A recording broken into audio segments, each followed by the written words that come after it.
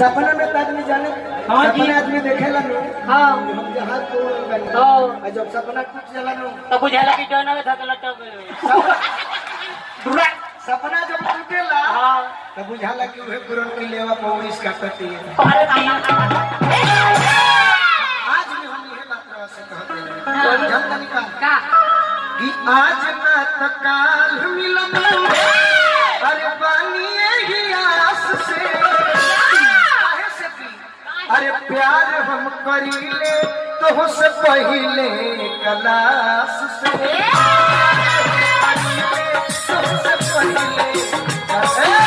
बाकी कहीं चीज के डर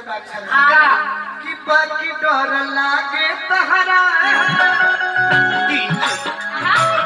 बाकी डर लागे तहरा बाबूजी के पास से उगा को नहीं कराते घरे कहां पर नौकरी गांव नहीं खा बाकी तो बहुत मन में डर रहेला कि बाकी डर लागे तोहरा अरे बाबूजी के पास से हम करीबी तो से पहले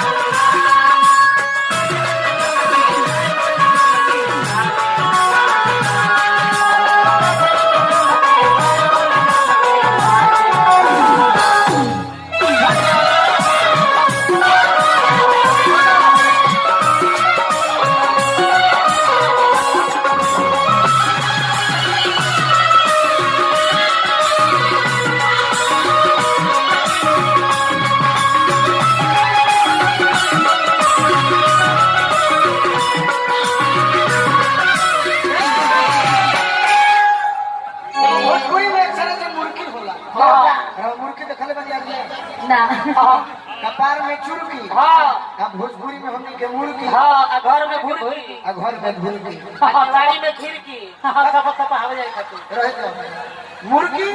रूपा जी तन है नहीं जवाब आई आओ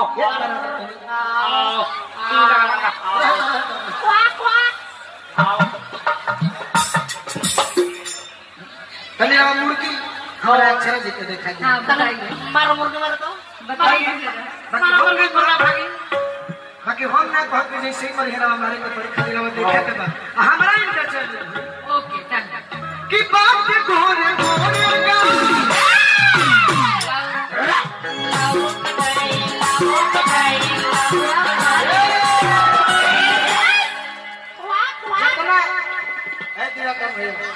जितना नहीं टांगना लोग आई बड़ी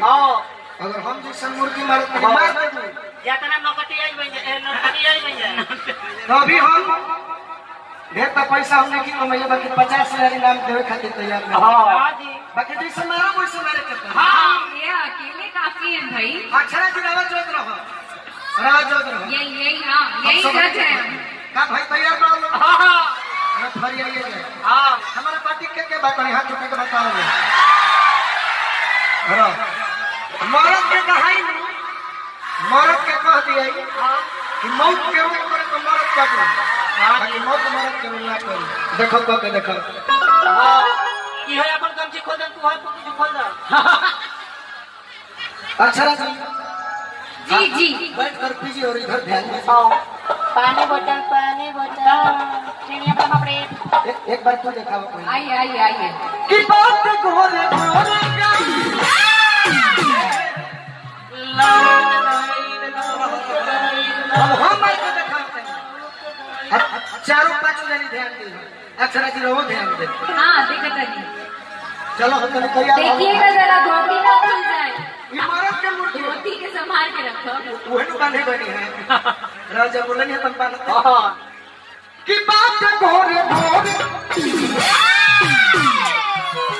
दूरे हट पीछे अरे गीता स्वामी